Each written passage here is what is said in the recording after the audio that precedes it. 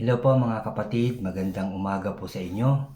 At nandito na naman po ako mga kapatid para mag-share po sa inyo ng aking devotion ngayong araw na to. Dito pa rin mga kapatid sa John or Juan. Pero nasa chapter 16 na po tayo. Chapter 16 verse 1 hanggang verse 31 po ang aking sharing ngayong araw na to mga kapatid. Kagaya pa rin ng dati, bago tayo mag-start, bago tayo mag-umpisa, tayo ay mananalangin. Magsiyuko po tayo. Yes Lord, aming Diyos na makapangyarihan sa lahat. Salamat po sa araw na to, sa umagang ito Lord. Una, sa paggising mo sa amin ng maayos at malakas na malakas ang katawan. Salamat din Lord sa kaloob mong ito na kami makarinig na naman, makapagbasa, makapag-aral ng iyong mga makapangyarihan salita o Diyos. Salamat Father God, salamat Jesus, salamat Holy Spirit o God. At palagi mo pong buksan ang aming mga puso't isipan upang ito'y lubusan naming maintindihan at maitatak ito sa aming mga puso o God. Thank you Lord.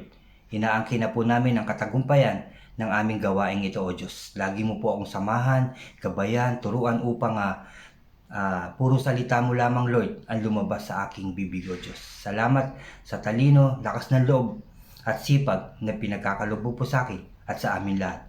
Lord, pinupuri ka namin, pinasasalamatan, sinasamba at dinadakila o Diyos. Sa tanging pangalan ng aming Panginoong Kristo, lahat tayo ay magsabi ng Amen and Amen. At ito po ang aking channel.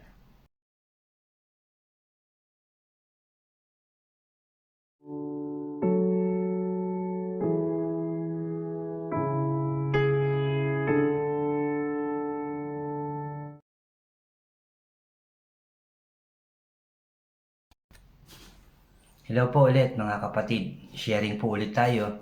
At ulitin ko lang Brother OG po. At dyan sa mga bago po sa aking channel, huwag nyo pong kalimutan na mag-subscribe and like nyo po. At pakishare nyo rin po ito at mag-comment po kayo. Huwag nyo rin kalimutan na i-click ang notification para updated po kayo sa mga iba ko pang i-upload. Salamat mga kapatid, salamat po. Tayo po ay mag-umpisa na dito nga po sa chapter 16 ng Juan, verse 1 hanggang 31 po. Mag-start na po tayo. Sabi sa verse 1, sinasabi ko ito sa inyo upang huwag kayong mawala ng pananalig sa akin.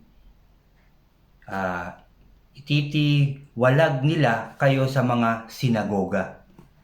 Darating ang panahon na ang sinumang pumatay sa inyo ay mag-aakala nga naglilingkod siya sa Diyos. Ulitin ko lang ito. Sa verse 1 uli mga kapatid, sinasabi ko ito sa inyo upang huwag kayong mawala ng pananalig sa akin. Ititiwalag nila kayo sa mga sinagoga. Darating ang panahon na ang sinumang pumapatay sa inyo ay mag-aakalang naglilingkod siya sa Diyos at gagawin nila ito sapagkat hindi nila ako kilala ni ang Ama. Subalit, sinasabi ko ito sa inyo upang kapag ito'y nangyari, maaalala ninyo ang sinasabi ko sa inyo. Darating daw ang panahon, yung mga naglilingkod sa ating Panginoong Kristo ay ititiwalag sa sinagoga at yun ay papatayin at aakalain nilang sila'y naglilingkod sa Diyos. Pero hindi. Sabi pa dito, hindi ko ito sinasabi o hindi ko ito sinabi sa inyo noong una sapagkat kasama pa ninyo ako. Ngunit ngayon pupunta na ako sa nagsugo sa akin at wala ni isa man sa inyo ang nagtatanong kung saan ako pupunta. Ngayon, sinasabi ko ito sa inyo, lubha naman kayo nalulungkot, sabi ng ating Panginoong Kristo. Subalit dapat ninyong malaman ang katotohanan. Ang pag-alis ko'y sa ikabubuti ninyo. Sapagkat hindi na parito sa inyo o hindi paparito sa inyo ang tagapagtanggol kung hindi ako aalis. Sabi ng ating Panginoong Kristo. Ngunit kung wala ako, isusugo ko siya sa inyo. Pagdating niya ay kanyang patutunayan sa mga taga-sanlibutan na mali ang pagkakilala nila tungkol sa kasalanan, tungkol sa pagiging matuwid at tungkol sa paghatol sa Diyos kung hindi ipapadala ng ating Panginoong Hesukristo, o kung hindi ipinadala ng Panginoong Hesukristo ang tagapagtanggol. Yun ay ang ating bibigay niyang Holy Spirit, mga kapatid, no? Yung Espiritu Santo, hindi daw malalaman ng mga tao ang mali at tama, no? Sinabi ng ating Panginoong Hesukristo. Ulitin ko lang ang verse 8, mga kapatid.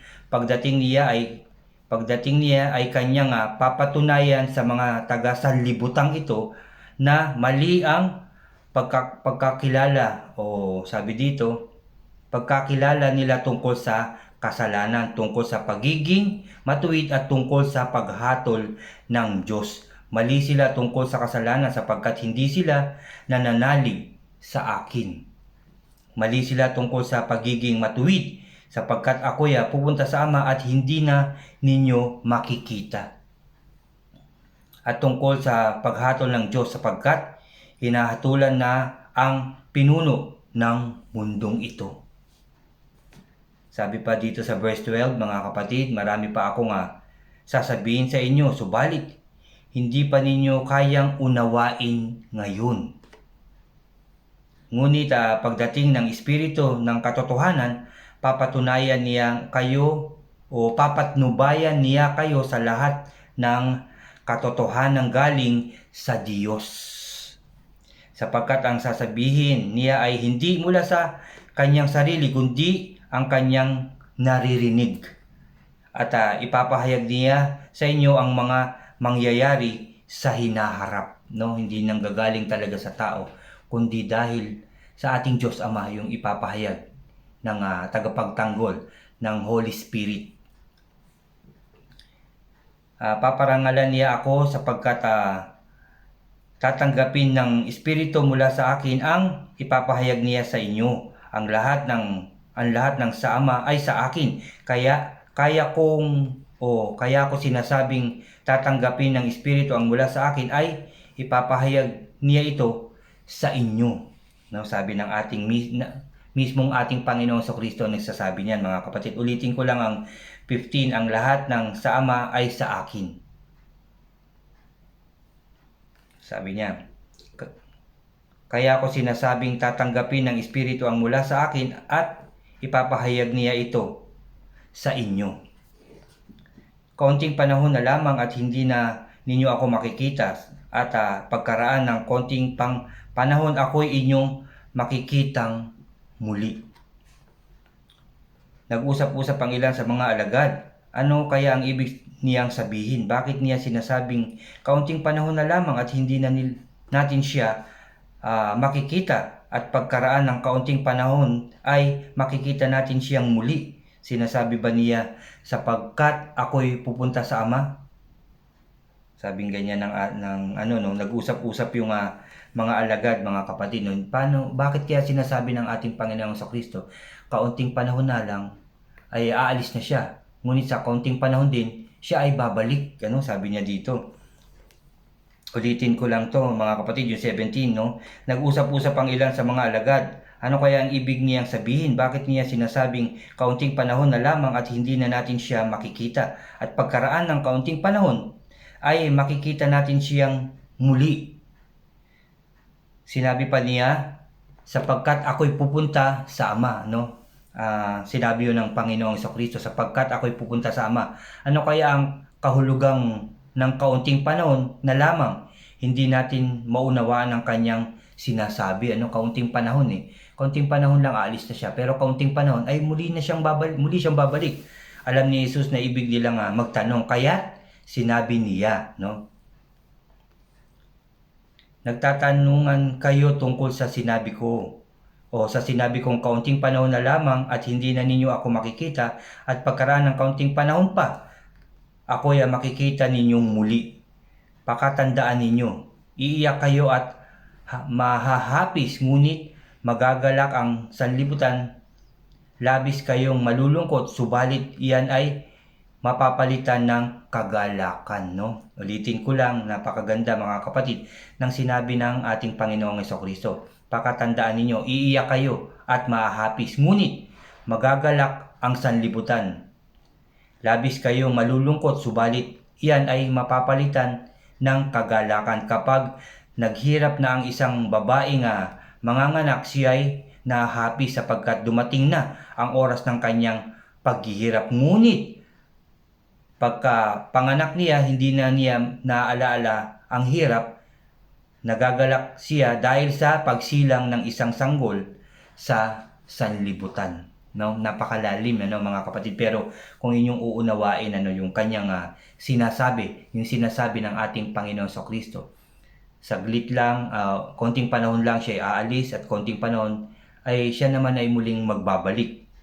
No, at in-example pa niya yung babae nagdadalan dito naghahapis dahil manganganak na siya, no? Sobrang sakit, di ba po, ganun yun sa mga babae.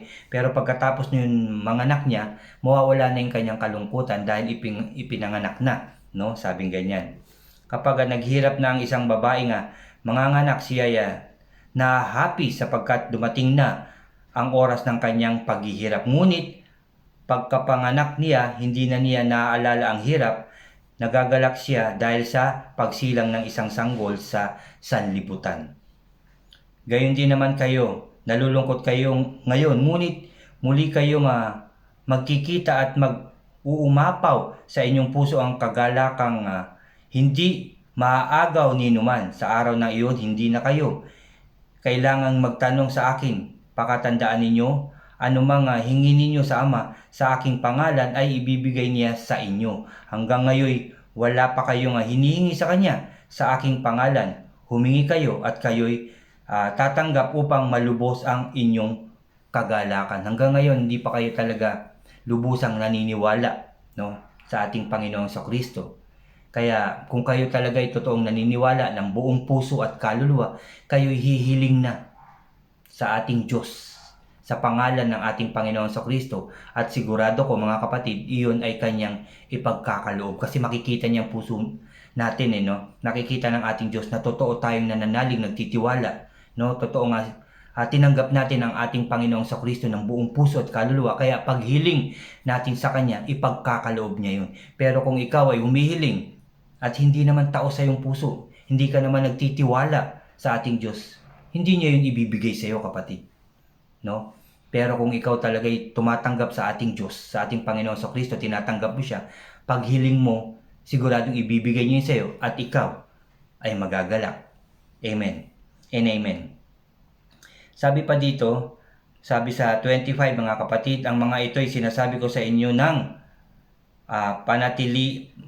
patalinhaga, subalit darating ang panahon, hindi na ako magsasalita sa inyo sa ganitong paraan. Tuwiran ako nang sasabihin sa inyo ang tungkol sa Ama, diretso na, hindi na sa pamamagitan ng talinhaga, kundi diretso, tuwiran na raw niyang sasabihin ang tungkol sa Ama, sabi ng ating Panginoon Kristo. Sa araw na iyon ay hindi kayo, sabi dito, sa araw na iyon ay hihingi kayo sa Kanya sa aking pangalan, at hindi ko sinasabing ako mismo ang hihiling sa Ama para sa inyo. Tayo mismo, no? Hindi ang ating Panginoong Kristo ang hihiling.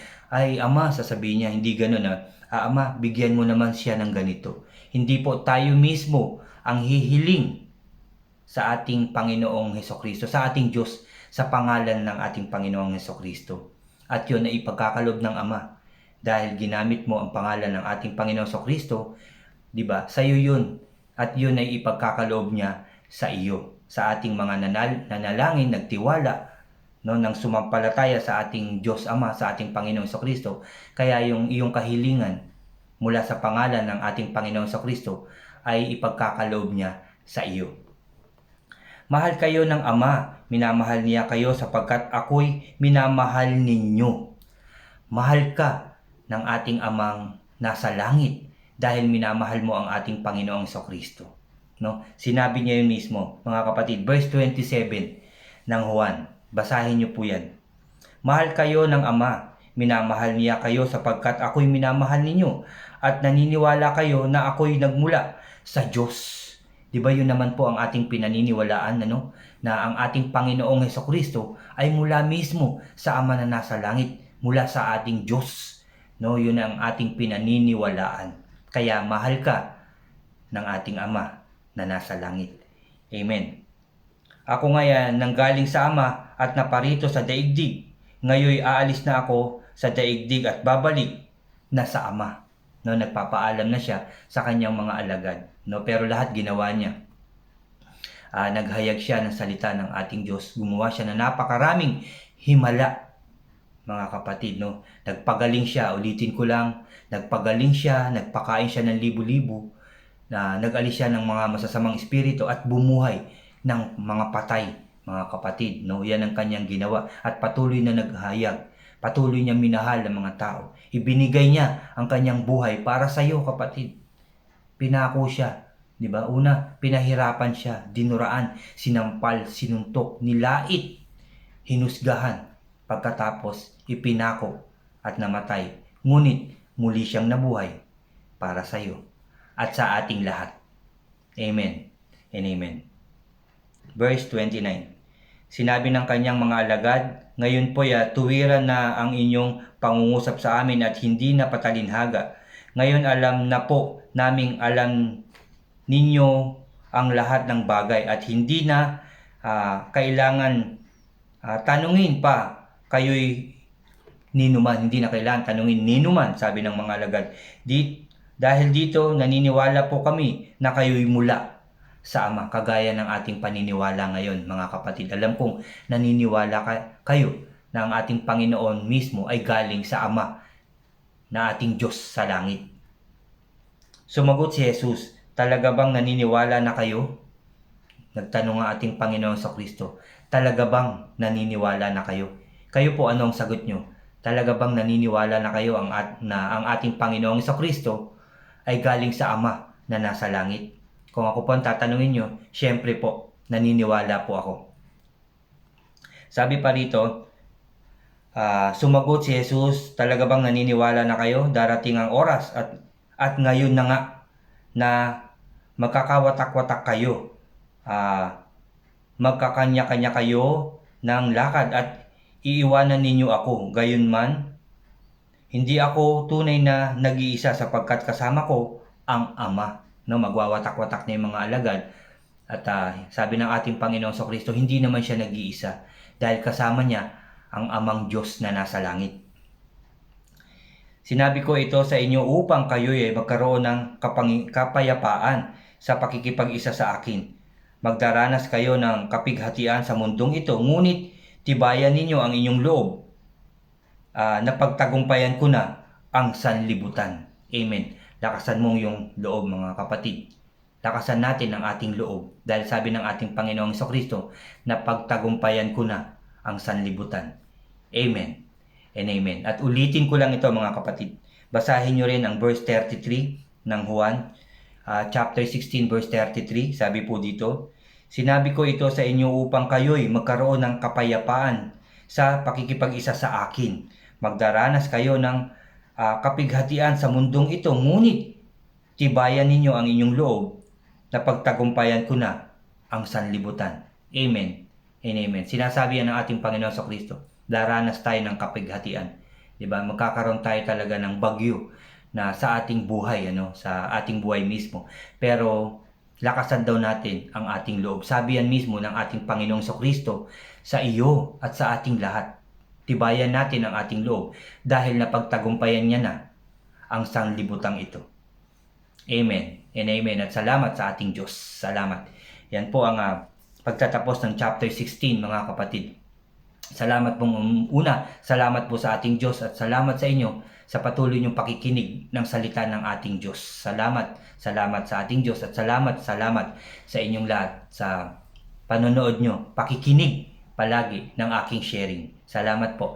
Ngayon po ay muli tayo magpapasalamat at lalapit sa ating Diyos. Samahan niyo po ulit ako, mga kapatid. Nawa sa tuwing mag-uumpisa ang ating sharing, yung panalangin, sana nananalangin din po kayo. At pagkatapos ng aking sharing, nawa din ay sumasabay din kayong manalangin dahil habang tayo'y nag-aaral, nakikinig, nagbabasa ng salita ng ating Diyos, ay kasama natin siya.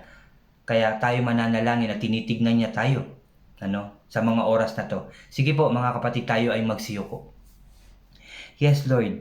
Hallelujah. Aming Diyos na makapangyarihan sa lahat, maraming salamat sa araw na to, sa umagang ito. Lord, Dahil nagtagumpay na naman ang aming gawain. Sinamahan mo na naman kami, O Diyos. Salamat, Lord. Salamat, Jesus. Salamat, Holy Spirit. At salamat, Lord, sa mga nabasa na naman namin. Lord, na sinasabi ng aming Panginoong Jesucristo na kami nga ay magmahalan ng totoo sa bawat isa. Magpatawad at magpakumbaba. At Lord, at totoong manalig sa iyo, O Diyos, sa aming Panginoong Jesucristo at tanggapin ng buong puso at kaluluwa ang aming Panginoong Jesucristo. Sabi pa ng aming Panginoong Jesucristo, magpakatatag kami, tibayan namin ang aming loob dahil napagtagumpayan niya na ang sanlibutang ito, O Diyos. Thank you, Lord. Thank you, Jesus. Thank you, Holy Spirit. Salamat, Lord, sa iyong pagmamahal na hindi nagbabago. Salamat, Lord. Salamat, Jesus, sa iyong buhay na ibinigay sa akin at sa aming lahat, O Diyos. Nawa yan ay laging maisip, maalala, at isapuso sa buhay ng lahat ng tao ang ikaw ay namatay para sa amin at muling nabuhay. Salamat, Lord. Lord, ingatan mo rin ang aming mga mahal sa buhay. Ang mga kapatid namin sa pananampalataya, mga kaibigan, kapitbahay, Father God.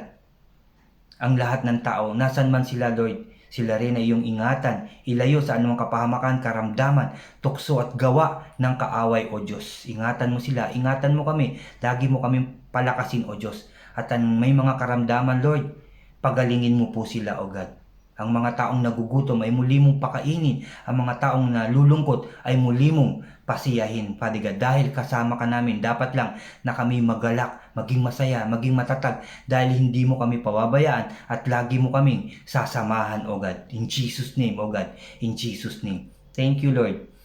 Salamat din, Lord, dahil alam ko po na lagi mo rin iniingatan, ginagabayan ang aming mga presidente sa bawat bansa, O Diyos. Salamat po, Lord. Kasama ng kanilang mga kasamahan sa pamahalaan at mga mahal sa buhay. Iingatan mo sila, pagtatagumpayin sa iyong pangalan, O Diyos. Magiging maayos na ang aming mundo, O God. Lilinisin, aalisin na ang virus na yan at muli nang makakapamuhay ng maayos, masaya, masagana at tagumpay, O God. Dahil kasama ka namin. Magtatagumpay kami palagi, O Diyos, sa iyong pangalan, aming Panginoon sa Kristo. Salamat, Lord. Salamat, Jesus. Salamat, Holy Spirit, O God. Muli, Lord, at lagi ka namin pupurihin, sasambahin at dadakilain. Sa tanging pangalan ng aming Panginoong Kristo na aming tagapagligtas, lahat tayo ay magsabi ng Amen and Amen and Amen. Salamat po muli, mga kapatid. Nandyan kayo palagi. Salamat po. Mabuhay po tayo sa pangalan ng ating Panginoong Kristo. God bless po sa inyo at God bless po sa ating lahat. Salamat po.